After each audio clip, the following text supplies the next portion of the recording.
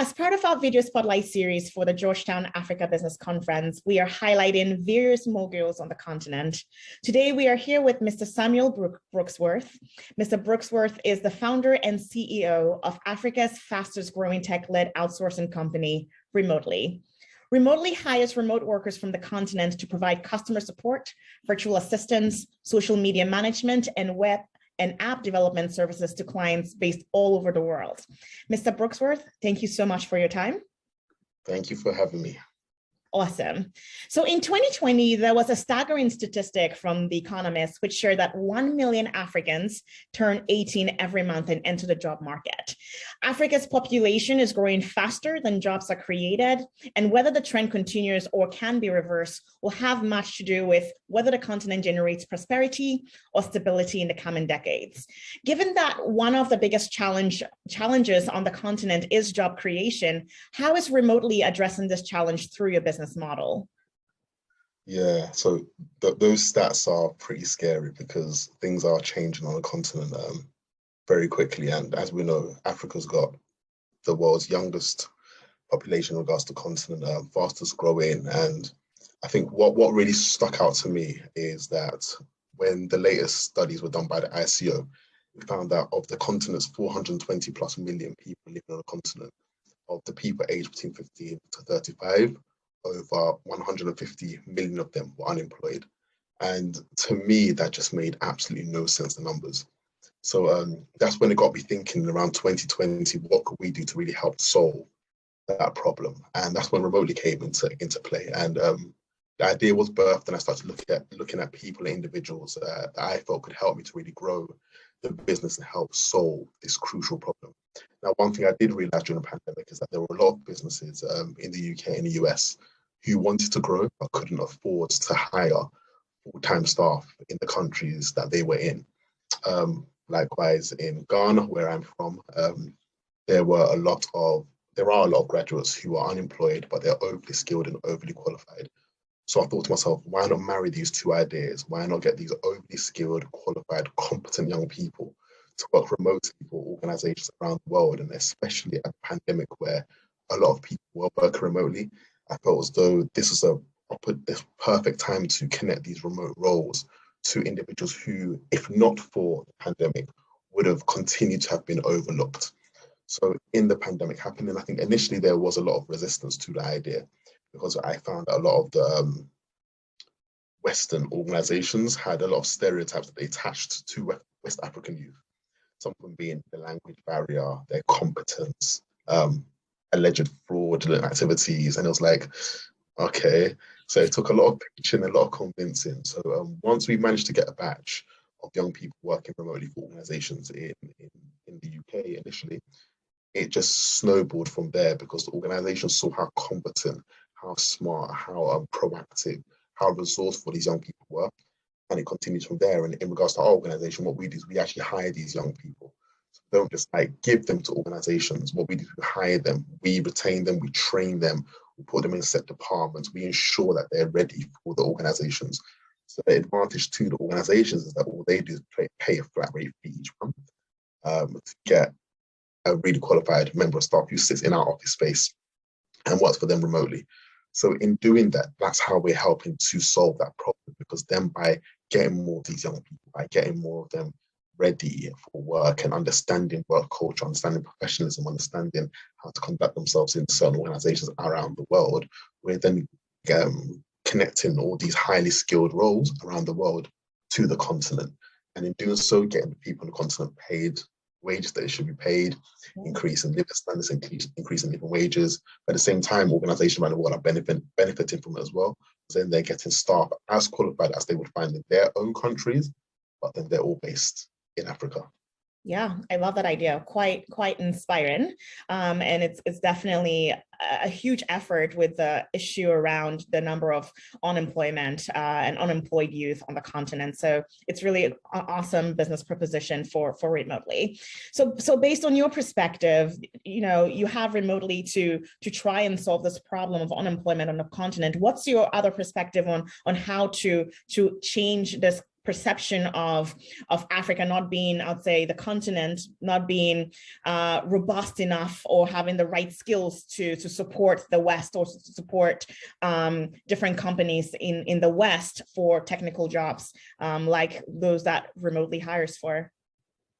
Yeah, I think for what I've seen happen on the continent over the last few years and within the last decade are a lot of tech organizations, private limited business being set up, which are tackling that problem.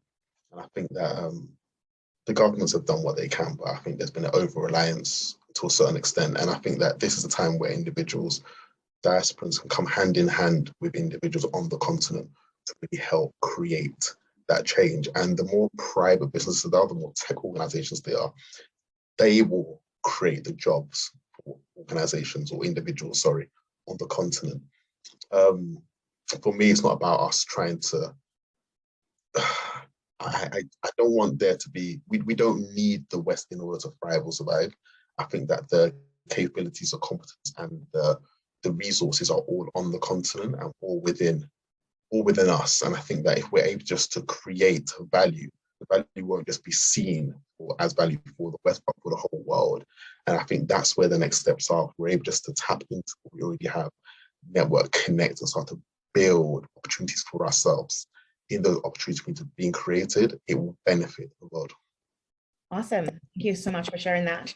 And really following up on that, for the Georgetown Africa Business Conference, we have many aspiring entrepreneurs here, and for sure, entrepreneurship is a very, it seems like a very glorified experience, but people usually don't understand how much hard work it takes for, Remoteli to go from ideation to execution to a functioning business model.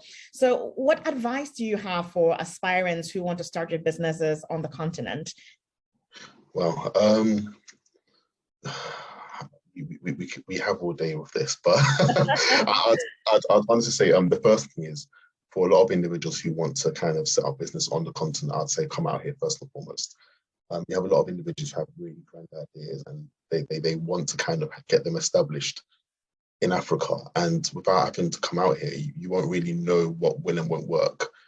So when I came, it was really important I came out here, but most importantly, in coming out here, you start to see that a lot of the narratives created around Africa, it makes Africa come across as a country. Africa is a beautifully diverse continent with many countries. So the more you travel around the continent and the different countries you go to, you start to appreciate different cultures, different peoples, languages, and you start to realize that, you know what, then you're able to tap into different countries and see different skill sets amongst different people and different resources you can gain. So first and foremost, come out here. Second of all, work hand in hand with the individuals on the ground. I found that some people tend to have what I tend to call a diaspora complex, where they feel as though them coming from America or the UK, that they're going to come and be the ones to help almost like save Africa. And it's difficult because you find that a lot of individuals, most of the young people on the continent are highly skilled and very, very intelligent. All they've lacked are resources. That's literally it. They just lacked opportunities. So if you're able to come onto the ground and work hand in hand with all these young people and all the individuals who have amazing ideas, who are really driven, really skilled, and help work with them, then the solutions or the problems on the continent will be solved, working hand in hand with people on the ground. And the last thing is coming here and really understanding how things are here. I find a lot of people come to Africa or come to different countries in Africa and they get really frustrated because they're like, oh, this is not how things work back home. This is not how things work here. It's not how things work here. Yeah. A lot of people tend to say that my answers are very diplomatically correct. It's not that I'm being diplomatically correct. When I came to Ghana in particular, I set my mind in a way where I knew that Ghana was going to be different to the UK. In the UK, things are, from my perspective, in the way in which I grew up, are very structured. Most things are automated. Fast food generally comes within a fast time frame. I'm used to a certain style or certain way of things being done. But in coming to Ghana, I can't expect things to be done the way things are done in the place I grew up. So rather than me coming out here and being like, oh, this is how it should be done, it's not working here because this is what I'm used to. It's about coming out here and just changing mindset. But like, you know what? I've just come into a different system. This is how the system is here. How do I navigate my way around this system in order to make things work? If you're able to change your mindset to think like that, you won't become frustrated. Because all the individuals who haven't been able to adjust and get their mindset around how the system is different here and figure out ways to navigate this system. It's not that the system's not working. Some people, you may prefer the US system, you may prefer the Ghana system. However, you need to navigate how the system is here. If you're able to do that, take time, be patient, and work your way around things, you can create something that will be truly revolutionary. However, if you come out here and you want to butt heads with everybody, and you want things to change overnight, and you want things to be done the way they are at home, and you want things to be changed overnight, that won't happen. So it's all about taking time and being patient, and the more people that can come from the diaspora to Africa, work hand in hand with the young people here, and really help to create something monumental, that's when change will happen. That's when things will start to change for the better. I love it. Yeah, definitely. Patience is something that as young people struggle with. And I think, yeah, patience is something that patience through perseverance really makes the entrepreneur truly one with a successful model, and definitely great advice for our aspiring entrepreneurs. So what do you see Remoteli in the next 5 to 10 years in driving a sustainable and growing Africa? Oh, wow. So the goal of the business, our vision, is to have over 1 million people employed on the continent. And we have a very grand vision. When you look at numbers of unemployment, in comparison to numbers, it's actually not much. But in regards to actually having a business, to have that much staff is a lot. But we're working our way towards that. We're working with great individuals, great businesses, looking to expanding very quickly, opening up offices across different countries on the continent. So we are expanding quickly, and we are realizing that vision. But what we really want to do is we're very impacts driven. We just want to ensure that young people are given opportunities that they deserve, and that they're given the exposure that they deserve, and they're given the ability to show their talents and showcase their talents to the world through organizations around the world.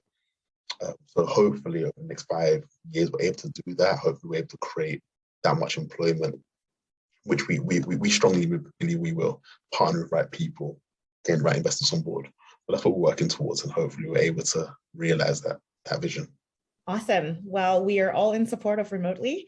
And I want to thank you so much for your time and for sharing all those insights and advice with our aspiring entrepreneurs. Thank you. Thank you, Esther. I will stop recording.